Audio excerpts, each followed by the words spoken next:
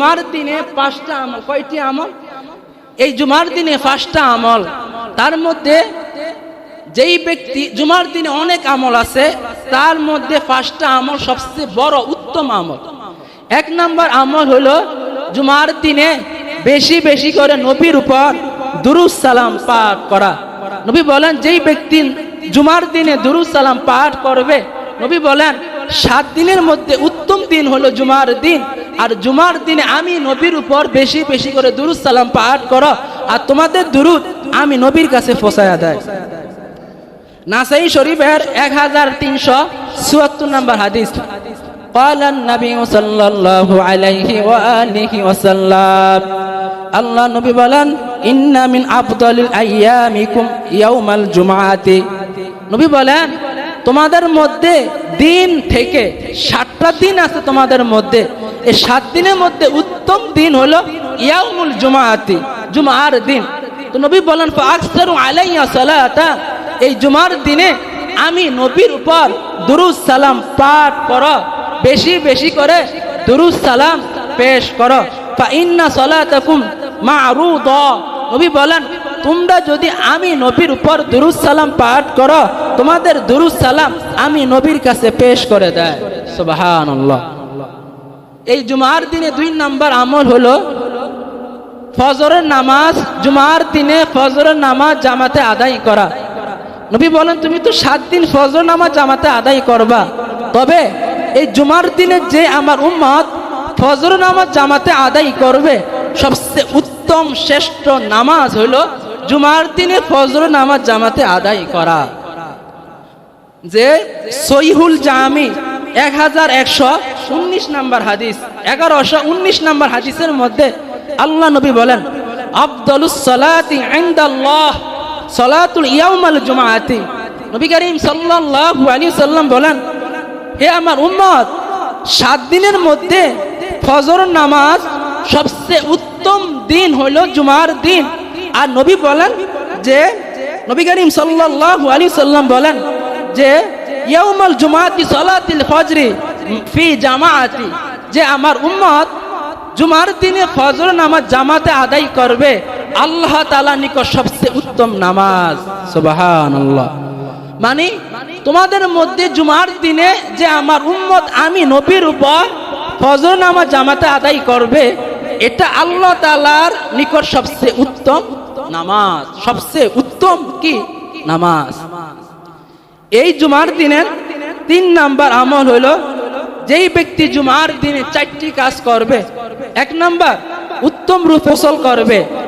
নবী করিম সাল্লাল্লাহু আলাইহি সাল্লাম বলেন, উত্তম রূপে গোসল করবে এবং সকাল সকাল জান বাউন্স ছাড়া মসজিদে আসবে এবং ইমাম সাহেবের নিকটে বসবে, খুতবা শুনবে।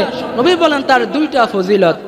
নবী করিম সাল্লাল্লাহু আলাইহি সাল্লাম বলেন, ইবনে মাজাহ 1087 নম্বর হাদিস, এই হাদিসের মধ্যে আল্লাহ নবী বলেন, قال النبي صلى الله عليه وآله وسلم মান গসলা ইয়াউমাল জুমআতি, নবী বলেন যে আমার উম্মত জুমার দিনে নিজে ভালোভাবে গোসল করবে, উত্তম রূপে গোসল করবে। গোসল করার পর অবাক করো, অবেতা করো, ও মাশা, নবী বলেন সেই পা হেঁটে হেঁটে সকাল সকাল অলাম ইয়ারকাব জান বাউন্স সারা পা হেঁটে হেঁটে মসজিদে আসবে। 3 নাম্বার আমল, অনাদা মিনাল ঈমান। নবী বলেন, যেই ব্যক্তি অনাদা মিনাল ঈমান, এমন ইমামের নিকটে বসবে, এই মিম্বরের কাছাকাছি বসবে। 4 নাম্বার, নবী বলেন, ফাস্তামা, খুতবা শুনবে, ওয়ালাম ইয়ালগু, অনর্থক কোনো কথা বলবে না। 4টা কথা বলেছেন। 1 নাম্বার, জুমার দিনে উত্তম রূপে গোসল করা। 2 নাম্বার, সকাল সকাল পা হেঁটে জাহান বাম সারা মসজিদে আসা। 3 নাম্বার, নবী বলেন, তোমরা মিম্বরের কাছাকাছি বসো, ইমাম সাহেবের নিকটে বসো। 4 নাম্বার, খুতবা শোনো, অনর্থক কোনো কথা বলবা না। নবী বলেন কানা লাহু বিকুল্লি খাতাওয়াতিন আমালু সানাতিন। নবী বলেন, এই প্রত্যেক কদমের বিনিময়, প্রতি কদমের বিনিময়, ও সিয়ামিহা ও কিয়ামিহা, প্রতি কদমের বিনিময় 1 বছর নফল রোজা রাখার সওয়াব তার আমল নামায় দিবে। সুবহানাল্লাহ। 2 নম্বর ফজিলত, এক কদমের বিনিময় আপনি সারা রাত যদি দাঁড়ায় দাঁড়ায় তাহাজ্জুদ নামাজ আদায় করেন, এক কদমের বিনিময় আল্লাহ তাআলা আপনার আমল নামার মধ্যে নেক লিপিবদ্ধ করে দিবে। 4টি কাজ করা। 1 নম্বর কি?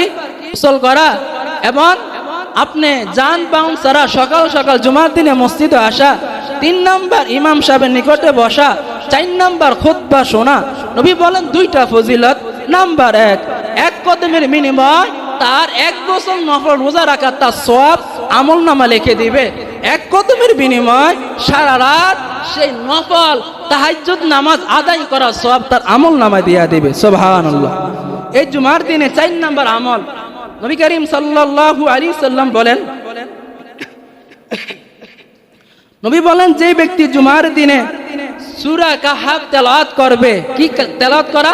সূরা কাহাফ তেলাওয়াত করা। নবী বলেন যে জুমার দিনে সূরা কাহাফ তেলাওয়াত করবে তাকে আল্লাহ তাআলা ঈমানের এমন একটা নূর দান করবেন, এই জুমা থেকে আগামী জুমা পর্যন্ত ওই নূরটা চমকাইতে থাকবে। সুবহানাল্লাহ।